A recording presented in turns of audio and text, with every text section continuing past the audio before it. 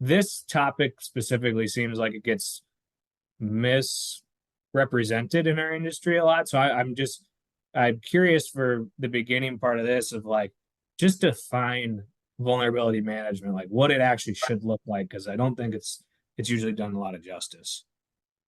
Yeah, I mean, I think the biggest misconception that people have is that just by like patching things that they're doing vulnerability management. Like, oh well, it's Patch Tuesday and we deploy all the patches in Yeah, series, that's patch management, and right? we patched everything, so it's we don't have any vulnerabilities. But really true vulnerability management, patching is a piece of it, but there's also the configuration side as well, right? There's misconfigurations that can happen. There can be old Oh, insecure yes. services that are still used, in the applications, or just are simply turned on that have no business being turned on, that are vulnerable. And so vulnerability management is a more holistic approach. You'll hear from a lot of managed service providers. They'll say, "Oh yeah, well we do vulnerability management as a part of your monthly service, blah blah blah, whatever." But in reality, what they're really talking about is patch management. Unless they're holding change control meetings with you and trying to determine if they can turn services off that don't need to be on, or they're talking about configurations that are either misconfigured or just simply extra or unneeded. They're really not doing vulnerability management for you. They're doing most likely patch management. So that's I think the biggest area of misconception around vulnerability and asset management. And the other thing that the asset management piece is almost generally completely missed. Like you ask a company how they manage their assets, and they'll be like, "Well, I have this Excel document over here that the help desk people and the provisioning people all put their information into." But that's really not asset management. Asset management is far more proactive than just having some kind of a spreadsheet that you're adding computer names and IP addresses onto.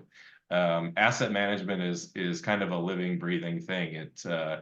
Devices can be added to the network or into the system that sometimes the administrators don't exactly know are even there. So it's really got to be more proactive. Needs there are tools out there and things that can help gather what assets are available and on the network, and even help classify them. Shocker, attackers use this too. When they're doing recon, they're going to do some very similar scans to just try to figure out what is on the network in the first place and what kind of devices it is. The internal administrators that put these devices on the network have the added advantage of context as to what these things are. So that makes that a lot easier for the administrators, but it does still take Turnover. some work. I So saw a problem. that's I'll just kind of leave it there. That's like the two basic misconceptions and mishandling of vulnerability and asset management. Yeah, I saw issues with turnover. Like the IT department would have turnover on staff, and however assets were being managed before, however vulnerabilities were managed before, it gets forgotten. Because this is continuous. It's not a checkbox. You can't just do vulnerability management one time. Do the asset once a year because it changes throughout the year, even daily. Man, it was on my bucket list. I did it last year. It was cool. So like being compliant with things makes it feel like it is a once a year. Like let's just do all of our vulnerabilities quarterly. Let's do our asset management every other month. But in reality, it's constant, right? And this is where automation comes in really strong. Is if you have a solution that's continuous 24/7, always scanning for vulnerabilities automatically, and then now you're just managing the notifications. Like, hey, our automated system found something. Let's go and investigate. Or the asset management, something pops up that says, oh, there's a new device. Let's go investigate. What is it? That's really hard when you look at these networks, like a university that has thousands of students bringing their devices, they pretty much ignore the people that I've talked to. They have to ignore alerts like that. It's just noise. So, the trick is taking all of those alerts from vulnerability management, asset management, the automation. You try to reduce the noise, and that way you can focus on things that could actually be malicious. Yeah, and also say with turnover too, like how many people, just if you're, joining us today, just think about situations where you've had somebody that had a particular skill set. Say they were really good at a particular kind of firewall or network or server OS or you name it, application, right? And then that person leaves, right? They've been maintaining it. They know how to handle the vulnerabilities. They know how to check for vulnerabilities, right? And then that person leaves, and the person either doesn't get replaced, or they get replaced with somebody that has a slightly different skill set. Maybe they don't like Palo Alto network firewalls. Maybe they like Cisco Meraki's. I don't know. Want to do it. I'm just saying, like as an example, right? And now you have all these devices out there that aren't really getting paid attention to, or not being paid attention to in the right way, if they're even getting scanned for vulnerabilities in the first place, right? So I mean, with turnover, you can and likely the new engineers answer is, oh, well, that's just something that the last guy put in, and I don't really like it, and I don't really want to deal with it, so I'm not gonna, like more often than not, that's people kind of gravitate to the things that they know. So a lot of times, even if you do pay attention and have a vulnerability list, those are like the last ones that are going to get done. How often have you guys gone into an environment and scanned the network and you found devices that the customer didn't even know was there, like IoT? Yeah, it's like that's like every incident I've ever been on. I mean, every network. Everyone. Devices, yep. Shoot. I found entire networks, like one incident, like they didn't even give me a full list of sites. It's like that you're always finding stuff that they don't even know they have. IPv6, and also, devices that are IPv6, but we're not using IPv6, we have it disabled, but those ports are still open and listening. Right. Yeah, it's true. If you can find a way to route it to the device.